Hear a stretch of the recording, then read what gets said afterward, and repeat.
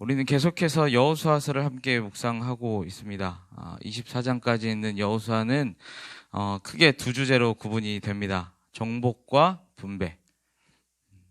가나안 입성을 앞두고 이제 리더가 교체되었습니다. 리더가 교체되고 가나안 거민들과의 정복 전쟁을 합니다.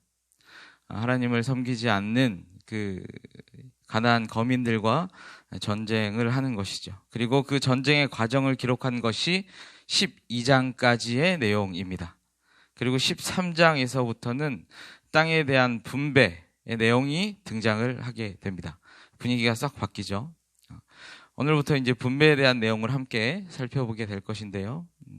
오늘 함께 읽으신 본문은 여호수아서 13장 이제 중반 이후부터입니다. 네, 간략히 어제 새벽 예배도 저희가 없었고요. 아포슬 예배가 없었기 때문에 13장 전체를 한번 좀 다루도록 하겠습니다. 지금은 어떤 상황인가에 대한 것을 먼저 알고 지나가야 되는데요. 1절 한번 함께 보실까요? 13장 1절입니다. 13장 1절 같이 한번 읽습니다. 시작. 여호수아가 나이가 많아 늙음에 여호와께서 그에게 이르시되 너는 나이가 많아 늙었고 얻을 땅이 매우 많이 남아 있도다. 아멘. 1절을 통해서 지금 우리에게 두 가지 상황을 알려주고 있습니다. 첫 번째 상황은요, 여호수아가 지금 나이가 많았고 그리고 많이 늙었다, 이 사실이고요. 두 번째는 그럼에도 불구하고 아직 얻을 땅이 많이 남아 있다. 미점령, 아직 점령하지 못한 땅이 많이 남아있다라는 사실이죠. 이 두 가지 사실을 연관지어서 이상한 결과를 도출해내면 안 됩니다. 이런 겁니다. 아직 점령할 땅이 남아있고 점령하지 못한 땅이 있고 앞으로의 전쟁을 이어가야 하는데 그 역할을 제대로 수행하지 못했고 여호수아가 늙었기 때문에 책망하시는 말씀이다. 이렇게 오해할 수 있거든요. 근데 그렇지 않습니다. 지금 13장에서 여호수아 나이를 보통 100세 인근이라고 추정합니다. 여호수아가 110세까지 살거든요. 인생의 황혼기를 맞이하고 있죠. 여호수아는 31번의 싸움을 승리로 이끌었습니다. 총 합치면 33번인데요, 사실은. 요단 동편에서 싸움 2번, 그리고 요단 서편에서 31번. 그래서 총 33번의 사실 전투인데, 요단 동편의 2번은 모세가 아직 리더일 때여서 제외를 했습니다. 어쨌든 31번이건 33번이건 간에 백전백승의 성과였습니다. 그럼에도 아직 많은 땅이 남아있다고 기록하고 있다는 말이죠. 2절에서부터 5절까지가 사실 그 범위를 설명해 주고 있는데요. 지역들을 이렇게 하나하나 지도 안에서 찾아보면 사실 굉장히 넓은 범위이고요. 그리고 전쟁이 일어났고 정복했음에도 불구하고 그 지역을 포함하고 있는 범위를 우리는 살펴볼 수 있습니다. 그러면 이런 질문이 하나가 생겨나죠. 그럼 그 많은 전투의 승리는 어떻게 받아들여야 할 것인가? 그 승리의 의미는 무엇일까에 대한 부분입니다. 정복 전쟁을 할 때 일반적인 전략은 주요 도시 및 거점을 먼저 공략합니다. 그리고 나서 도시에 대한 전투로 인해서 승패가 결정이 나면, 만약에 승리를 했다 치면 남은 세력 그리고 남은 작은 전투들을 이제 국지전으로 마무리하게 되죠.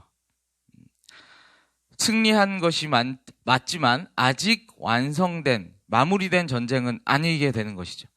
앞으로 해야 될 소소한 전쟁, 과업이 남아있다라는 말입니다. 가나안 정복도 마찬가지입니다. 여호수아가 싸웠던 33번의 승리한 전쟁은 큰 전쟁들이었습니다. 대부분이 거점 도시, 주요 성들이었습니다. 성들. 승리했습니다. 정복했어요.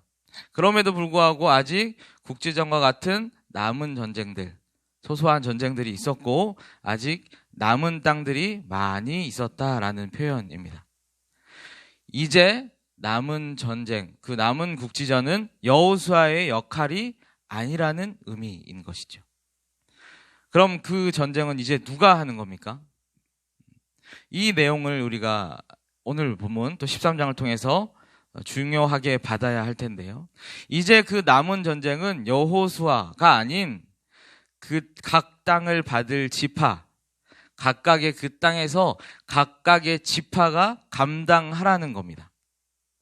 이전에는 여호수아를 중심으로 해서 12지파가 모두 연합해서 군대를 이루고 싸웠거든요. 근데 이제 나누어지고 흩어져서 각자 나눠진 그 땅 유업에서 그 지파가 각자의 과업을 이제 이어가라는 말이죠. 이게 어떻게 가능할까요? 우리 6절 한번 보시겠습니다. 6절. 이것을 어떻게 가능하게 이뤄갈 것인가에 대한 부분입니다. 13장 6절 제가 읽습니다. 또 레바논에서부터 미스르봇 마임까지 산지의 모든 주민 곧 모든 시돈 사람의 땅이라. 내가 그들을 이스라엘 자손 앞에서 쫓아내리니 너는 내가 명령한 대로 그 땅을 이스라엘에게 분배하여 기업이 되게 하되. 아멘. 이것이 가능할 수 있는 이유는 하나님께서 함께 하실 것이다 라고 약속하셨기 때문입니다.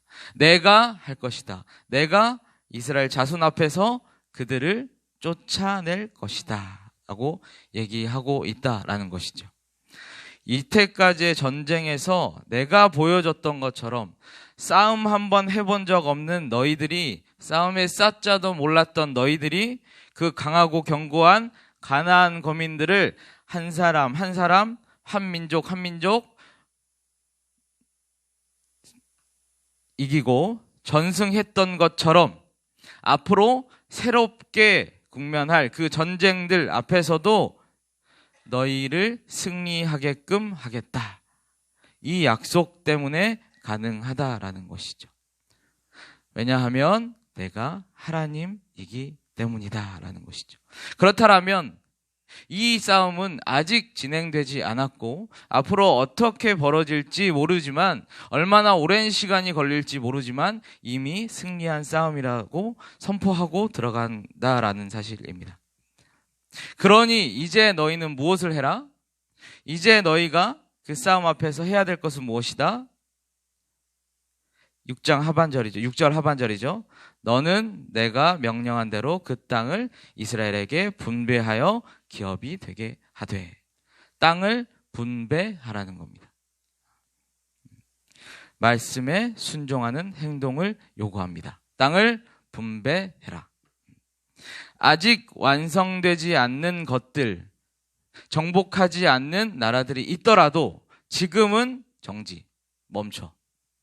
지금은 멈추고 그리고 땅을 분배해라 라는 것이죠. 이제 분배하는 게 등장을 합니다. 그런데 사실 정확히 말씀드리면 14장부터 본격적으로 땅을 나눕니다.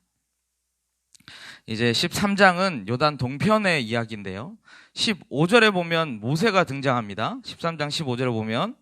그런데 모세는 이미 죽었습니다. 이 땅은, 이 말은 뭐냐면 과거에 있었던 일을 얘기하는 겁니다. 그러니까 13장의 내용은요, 지금 과거의 이야기를 다시 한번 기억하고 과거에 했던 약속과 과거에 했던 그 땅에 나눠졌던 그것을 기억하고 있는 내용인데요. 회상하고 있는 내용입니다. 그래서 요단 동편 땅의 내용은 민수기 21장부터 이제 기록되어 있는데 이런 내용입니다. 간략하게 설명드리면 이런 내용입니다. 이런 에피소드를 가지고 있는데요. 이스라엘이 아모리 왕 시온에게 사신을 보냅니다. 그래서 그 땅을 지나갈 수 있게 해주십시오 라고 부탁을 합니다. 이 땅을 지나갈 때 우물의 물마저도 마시지 않겠습니다. 즉 이 말은 그 땅을 지나가면서 아무것도 손대지 않겠습니다. 그냥 지나가게만 해주십시오 라고 부탁을 하거든요. 근데 아니 안 돼 이렇게 하죠. 그리고 오히려 공격을 합니다. 그래서 싸우게 되죠. 오히려 이스라엘 백성이 그 땅을 정복하게 되는 것이죠. 바산옥이라는 그 민족과도 싸웁니다. 그리고 나서 정복합니다.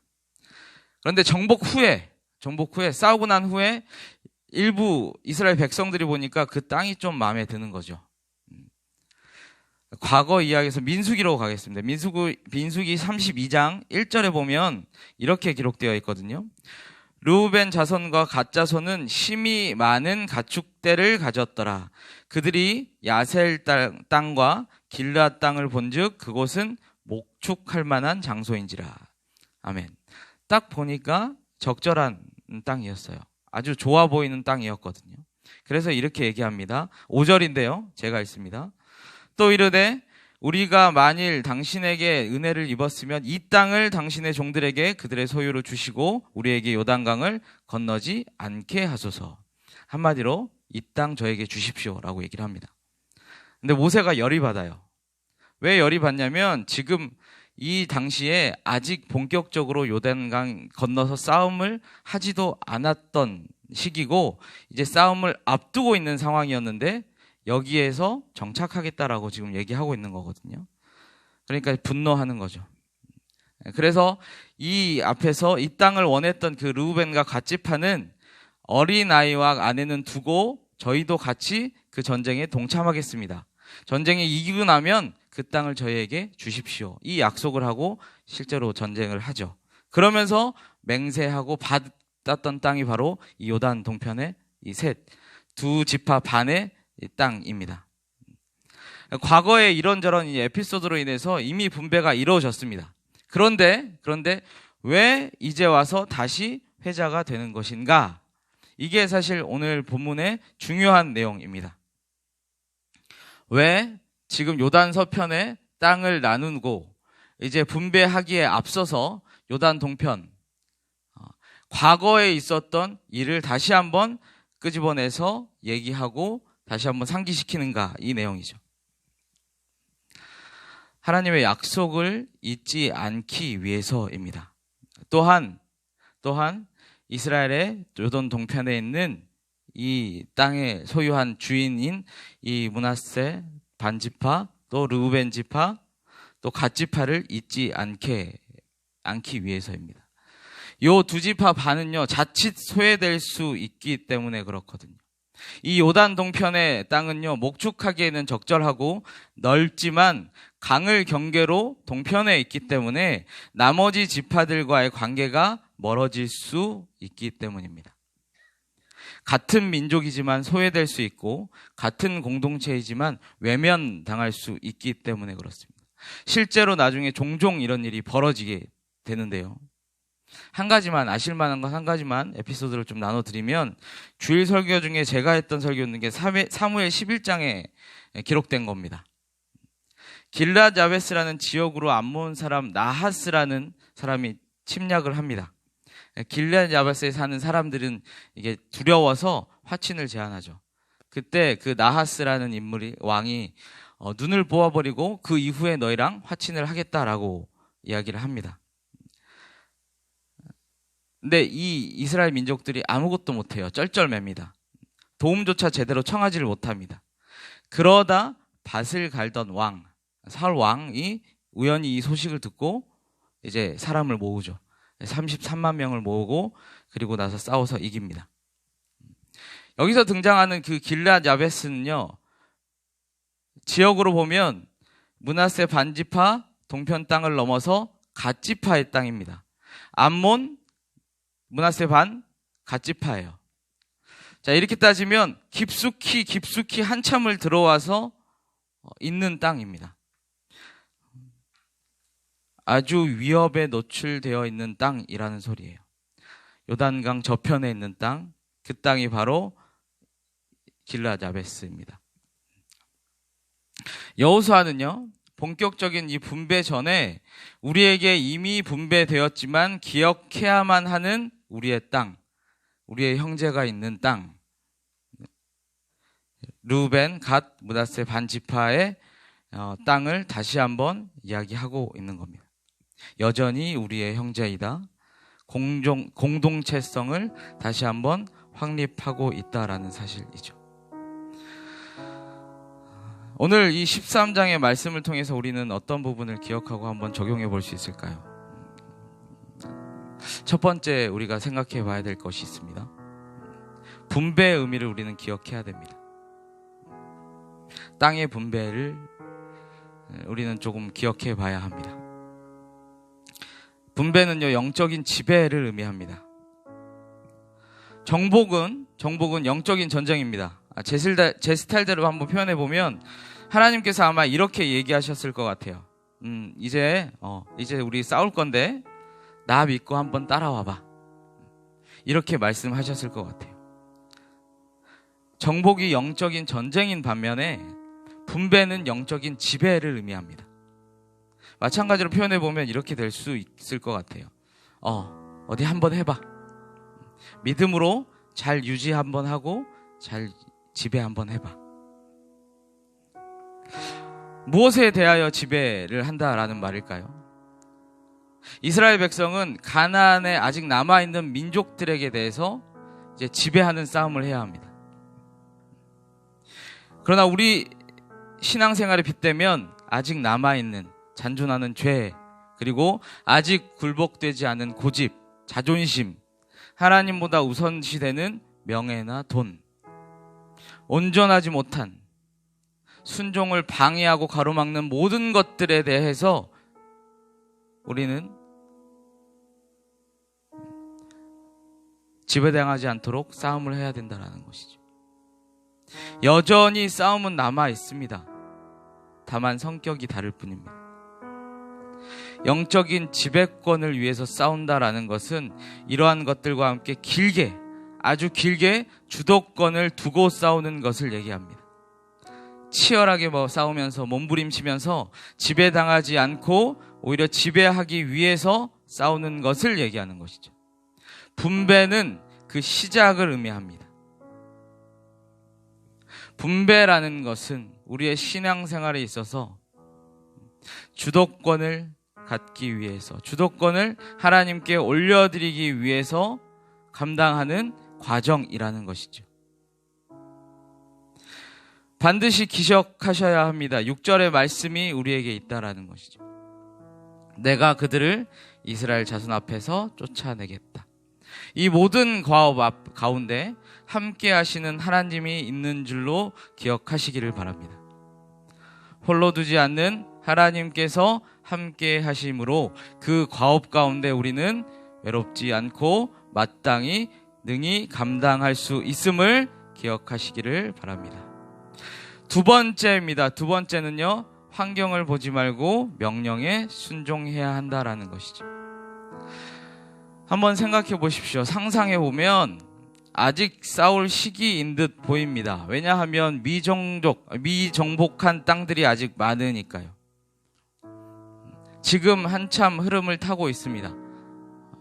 30번에 넘는 싸움을 연승했고 그 어떤 경험은 그들에게 있어서 굉장한 자신감을 불어넣어줬을 겁니다. 승승장구할 시기니까 지금 싸우는 게 맞는 것 같죠. 물론 한 가지 걸리는 것은 있습니다.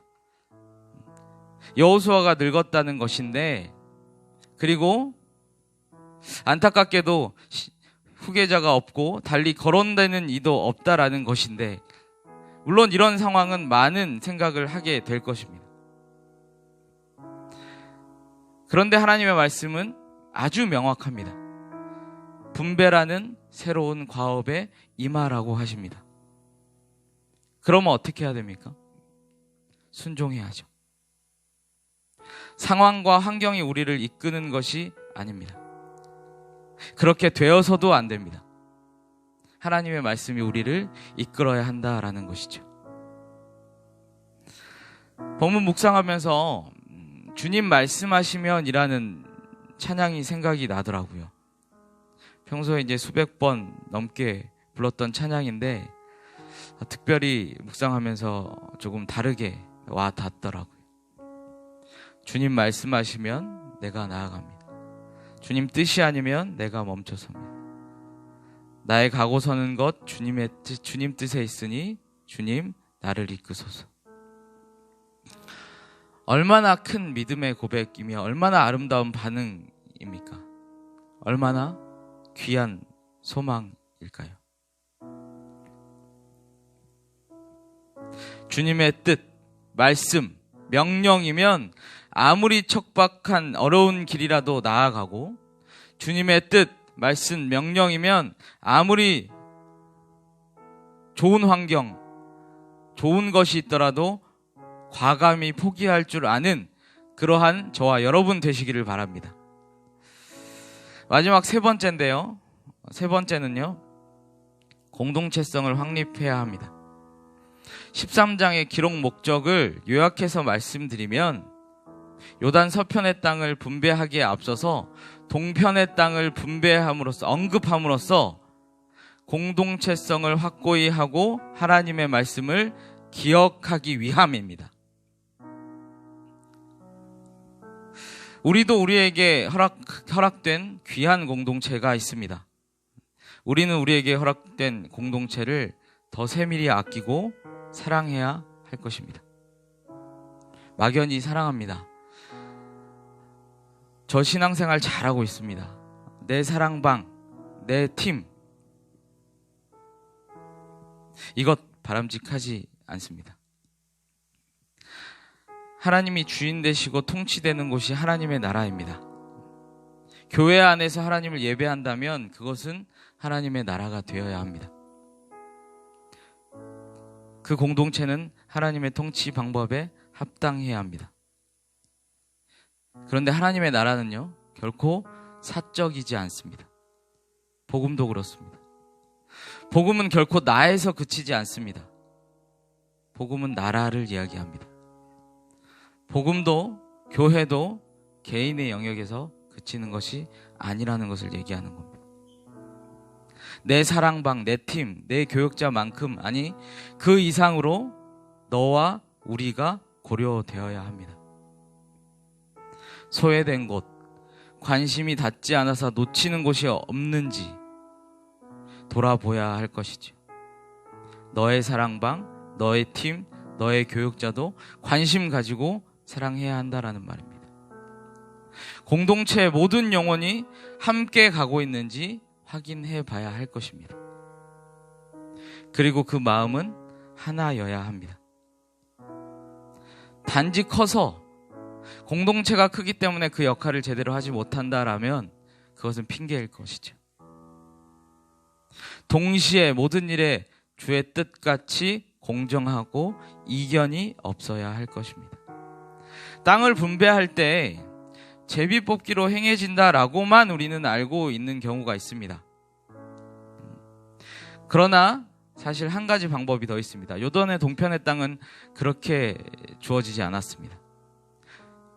15절, 23절, 29절, 31절에 보면 이렇게 기준이 제시되어 있습니다. 그들의 가족대로 받으니라. 실제로 그렇습니다.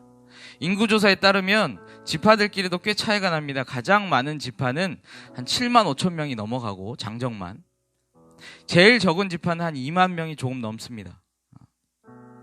그런데 요단 동편의 땅을 보면 실제 인구수, 땅 크기도 그대로 비례합니다. 이게 공정한 것이죠. 공동체 가운데 어떤 이견도 없었습니다. 아포슬의 요맘때를 지나면서 기도하게 됩니다. 요맘때는 지금 내년을 준비하는 리더십들이 세워지는 시기입니다. 이때 기도하죠. 귀한 리더십이 세워지게 해주십시오.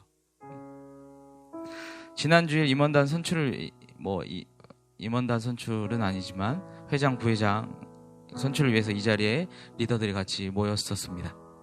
시작 전에 잠깐 뒤에 와서 그런 마음으로 잠깐 기도하고 내려갔었는데요. 반드시 귀한 리더가 세워졌을 것이고 또 그래야 할 것이고 그럴 것입니다. 이제 각 팀 모든 리더들이 세워질 텐데 그때에도 귀하고 아름답고 헌신된 리더들이 세워질 것이고 각자의 팀과 사역국을 위해서 최선을 다할 것임을 믿어 의심치 않습니다. 그런데 바라기는 이것에서 멈추지 않았으면 좋겠습니다. 잘하는 공동체에서 만족하지 않았으면 좋겠고 비교적 규모 있는 공동체로 스스로 평가하고 만족하지 않았으면 좋겠습니다. 아포슬이 진짜로 공동체의 일치와 성숙을 이루기를 바랍니다. 더 발전되고 하나님의 나라, 아름다운 하나님의 나라가 현실 가운데 구현되는 아름다운 공동체 다시 한번 소망하며 기도하는 저와 여러분 되시기를 진심으로 축복합니다. 함께 기도합니다. 말씀 두고 함께 기도했으면 좋겠습니다. 새로운 과업, 분배라는 과업 앞에 이스라엘은 놓여 있습니다.